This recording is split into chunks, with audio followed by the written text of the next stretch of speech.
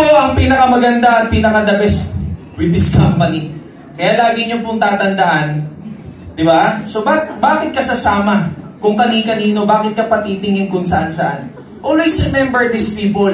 Kapag ka may nawawala kasi may papalit at tayo yun. Yun ang pinaka-importante. This is economics. This is business. Lesser competition means bigger income. Ngayon, nandito ka, pagkakataon mo ngayong sumabog ang income mo. Pagkakataon lumaki ang grupo mo. Last 5 months na lang ang natitira, kaibigan. Last year, anong sabi mo? Next year, magbabago ako.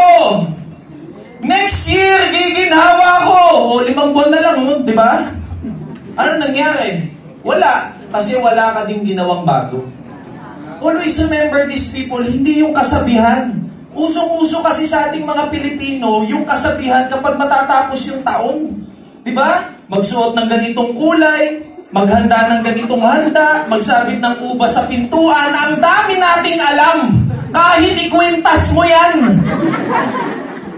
Subukan mo ikwintas yung ubas ng 1 taon. Bulok yan. Ang dami mong alam eh. Bawal kang kumain ng manok kasi daw isang kahig, isang tuka. Yung kapitbahay ko, manok ang hinahanda, ang yaman pa din eh. Yung mga mahihirap kong kilala, hindi nakain ng manok pero mahirap pa din. Always remember people, hindi po yung kasabihan ang nagpapayaman, kundi yung kilos. Walang magbabago pag wala kang ginawang bago. Yun yung pinakakatotohanan. Di ba? Huwag kang laging tagapalakpak o lagi na lang subaybay ng kahit na sinong tao. Kaibigan, hindi tayo nabubuhay para maging taga-subaybay ng kahit na sino. May kanya-kanya tayong kwentong ginagawa sa buhay natin, pagandahin natin lahat. Yun po yung pinaka-importante. Huwag tayong masanay na kapag ka nandito tayo sa ganung tipo ng negosyo, ang goal natin maging tagapalakpak, tagahiyaw kapag ka may nagiging successful. Kaya ka nandito kasi gusto mo ding maging successful. Yun yung pinaka-katotohanan. Dapat yun yung lagi nating iniisip.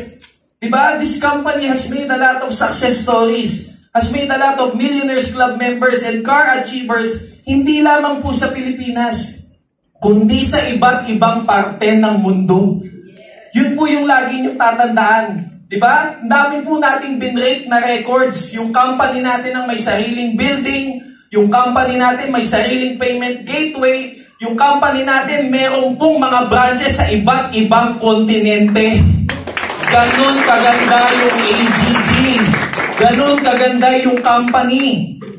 Last but not the least na gusto kong i-share sa atin, stop being manipulated by our Philippine culture. Hindi nyo ba napapansin nung unang panahon, sinabihan na po kayo ng mga medyo may edad dito, anong sabi? Mahirap yung Pilipinas. Sa medyo mas bata ng konti, anong sinabi? Mahirap yung Pilipinas. Sa mga nabubuhay right now ng mga millennials tsaka Gen Z, ano pong nababalitaan nyo? Mahirap yung Pilipinas. Pero ito ang question ko, nakapasok ka na ba dito sa Pilipinas ng mall na walang tao? Meron ba? Kung mahirap pala yung Pilipinas, bakit ang daming mall? Kung mahirap pala yung Pilipinas, bakit laging traffic sa dami ng sasakyan? Kung mahirap pala yung Pilipinas, bakit ayaw tumigil ng iPhone magbenta ng mga telepono dito? Isipin nyo na lang maigi yun. We are not poor. We are manipulated. Yun yung katotohanan. Sasabihin mong mahirap yung mga Pilipino, lahat ng ibenta sa atin, binibili natin. Sangyup ka ng sangyup, tamad ka nga dati mag-ihaw. May imagine mo yung gaano ka ka-weird. Pagbabayarin ka na, paglulutuin ka pa. Sige ka naman ang kain. Diba? Dati nga hindi ka naman kumakain ng lettuce. Diba? Pero dahil pinasok yan, pinili mo. Yun yung katotohanan. Ngayon may nauuso pa sila right now, DIY ramen. Pupunta ka sa tindahan, kukuha ka ng noodles, ikaw magluluto, tamad mo naman eh. Tapos ngayon magbabayad ka pa, magluluto ka lang. Ibig sabihin people, hindi mahirap ang mga Pilipino. We are just being manipulated. Kasi kung talagang mahirap dito, pumunta tayo ng konti sa gobyerno, bilyon-bilyon yung nadidinig ko eh. Diba? Kanino ba galing yung bilyon na yon? Sa mga taxes natin, taxes nino, taxes ng mga Pilipino.